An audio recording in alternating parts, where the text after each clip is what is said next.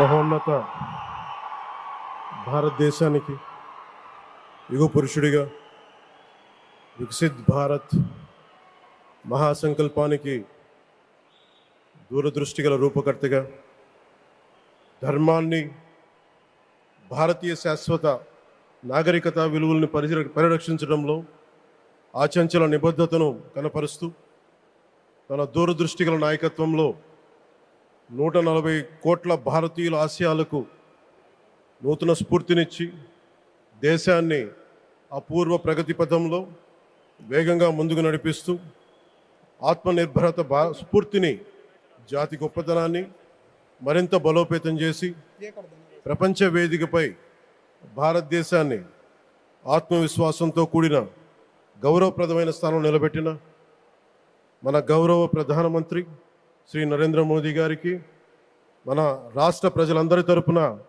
హృదయపూర్వక అభినందనలు తెలియజేస్తున్నాను. వేదికపైన ఆసీనులైన honourable governor of Andhra Pradesh Shri Abdul Nazeer గారికి, విజనరీ లీడర్ శ్రీ గౌరవ ముఖ్యమంత్రి శ్రీ నారా చంద్రబాబు నాయుడు గారికి,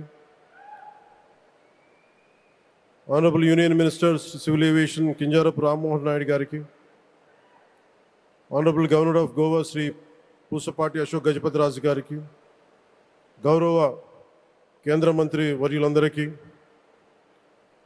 సోదర సమానులు శ్రీ నారా లోకేష్ గారికి, ఈ కార్యక్రమానికి విచ్చేసిన గౌరవ మంత్రివర్యులు, పార్లమెంట్ సభ్యులు, శాసనమండలి సభ్యులు, శాసనసభ్యులు, విశిష్ట అతిథులు, ప్రజాప్రతినిధులు, ప్రభుత్వ అధికారులు, మీడియా మిత్రులకి అందరికీ, భారీ సంఖ్యలో విచ్చేసిన ప్రజలందరికీ, అలాగే ఈ వేడుకను వివిధ మాధ్యమాల ద్వారా వీక్షిస్తున్న ఆంధ్రప్రదేశ్ ప్రజలందరికీ, దేశ విదేశాల్లో ఉన్న భారతీయులందరికీ హృదయపూర్వక నమస్కారాలు తెలియజేస్తున్నాను.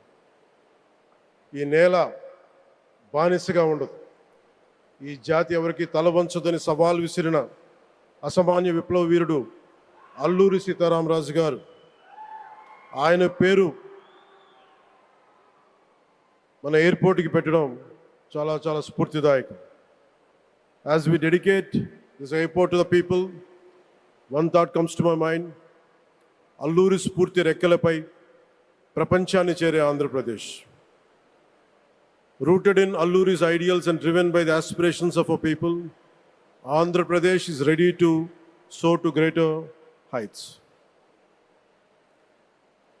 ఈరోజు మన గౌరవ ప్రధానమంత్రి శ్రీ నరేంద్ర మోదీ గారి చేతుల మీదుగా అల్లూరి సీతారామరాజు అంతర్జాతీయ విమానాశ్రయానికి జాతికి దీనిని అంకితం చేయటం ఆంధ్రప్రదేశ్ అభివృద్ధి ప్రస్థానంలో ఒక నూతన అధ్యాయానికి నాంది పలుకుతుంది.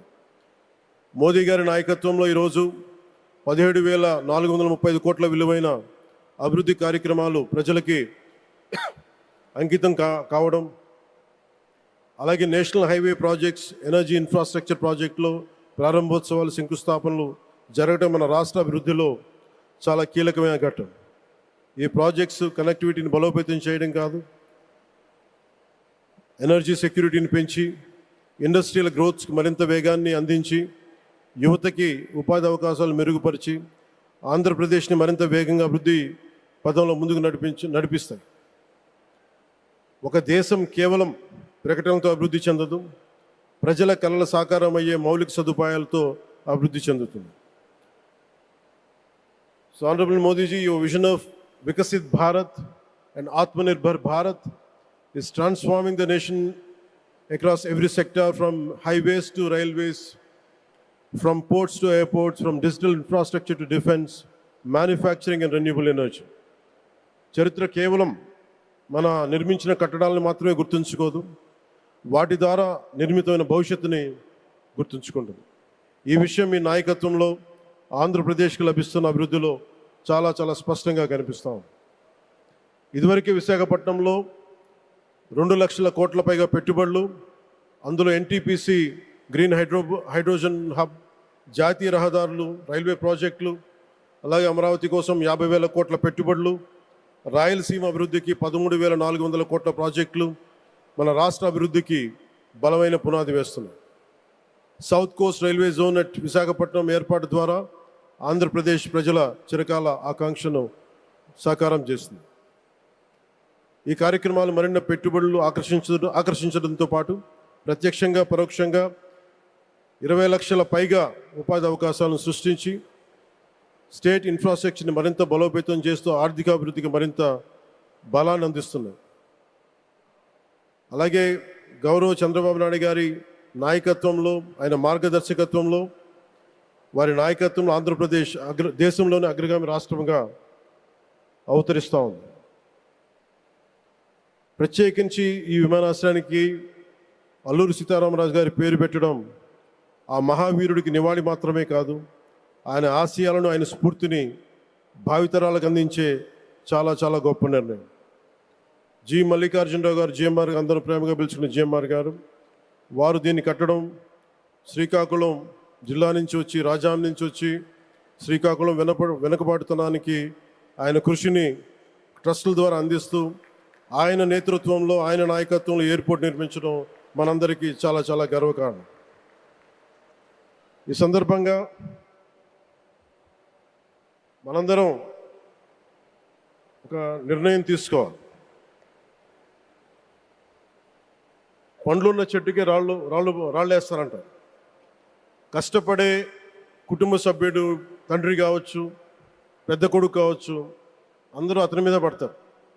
నువ్వు ఎక్కువ కష్టపడు, ఎక్కువ తిట్లు తింటావు. అలాంటిది మనం ఎలాంటి పరిస్థితుల నుంచి వచ్చాం? భారతదేశం ఒక పరిస్థితిలో బంగారాన్ని కూడా తాకట్టు పెట్టుకునే పరిస్థితి వచ్చింది. అలాంటి పరిస్థితుల నుంచి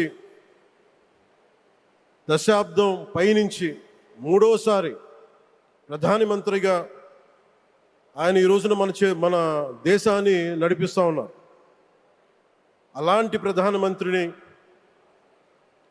చాలామంది ఆయన మీద మాట్లాడుతూ ఉంటే, ఆయన్ని అనకూడని మాట్లాడుతూ ఉంటే నా గుండె కదిలించేసింది, నా కన్నీళ్ళు వచ్చినాయి, బాధ వచ్చింది.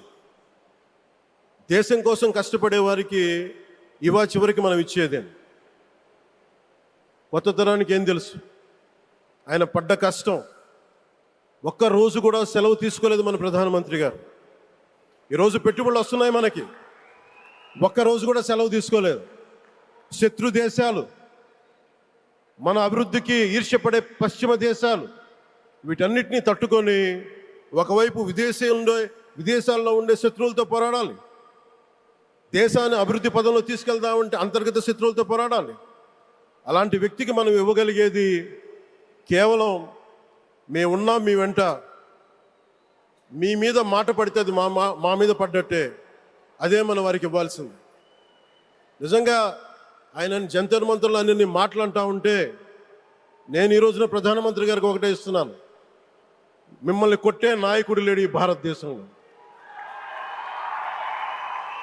రాబోడు.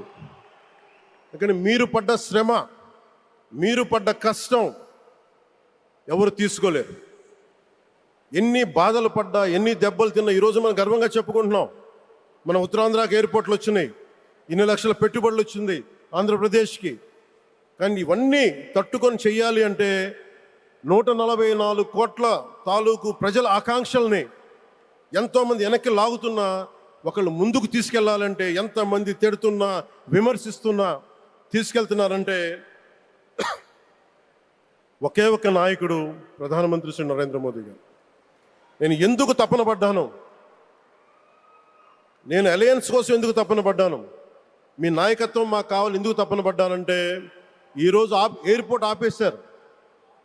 ఒక చిన్నపాటి ఎర్ర బస్సు కూడా రాని చోట ఎయిర్పోర్ట్ అవసరం లేదన్న వ్యక్తులకి సమాధానం ఇదే.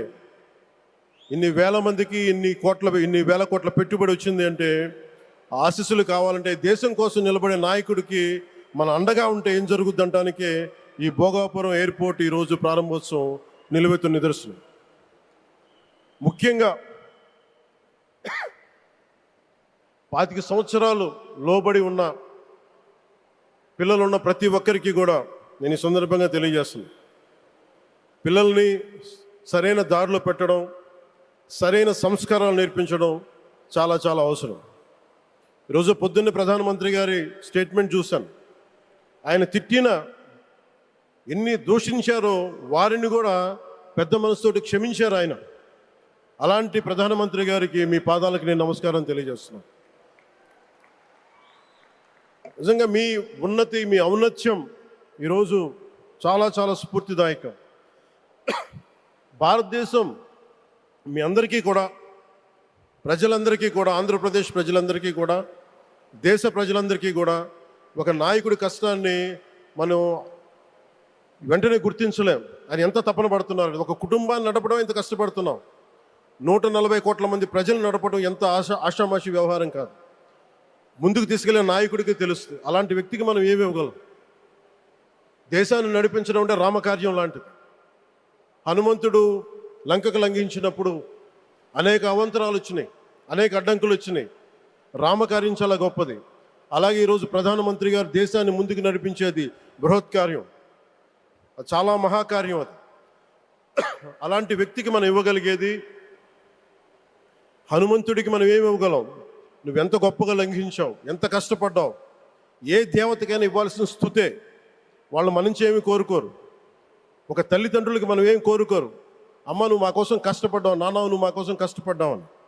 అలాగే ఈ దేశ ప్రధానికి, సెలవు తీసుకోకుండా పనిచేస్తున్న ఈ దేశ ప్రధానికి మనం ఇవ్వగలిగేది, మీరు మా కోసం ఎంత కష్టపడ్డారు, మీరు మా కోసం నిరంతరం ఎంత శ్రమ తీసుకున్నారని చెప్పడమే మనందరి కర్తవ్యం. అలాంటి గౌరవ ప్రధానమంత్రి గారికి మనస్ఫూర్తిగా మీరు అనుకున్నంత కాలం అధికారం మీరు వద్దంటే వదలాలి, కానీ అధికారం మీ చేతుల్లోనే ఉంటుంది. దానికి మేమందరం నిరంతరం కృషి చేస్తామని తెలియజేసుకుంటూ, భారతమాత ముద్దుబిడ్డ మన ప్రధానమంత్రి నరేంద్ర మోదీ గారికి ధన్యవాదాలు తెలుపుకుంటూ, ఒక్కసారి ఆయనకి ఇవ్వగలిగేది భారత్ మాతకి జయజయలు చెప్పుకుంటూ సెలవు తీసుకున్నాను. భారత్ మాతాకి. గౌరవ ప్రధానమంత్రి గారికి మరోమారు ధన్యవాదాలు తెలుపుకుంటూ, మీ ఆశీస్సులు మా అందరికీ కావాలి, రాష్ట్రానికి కావాలని తెలియజేసుకుని సెలవు తీసుకున్నాను. జై భారత్ అండ్ జై హింద్.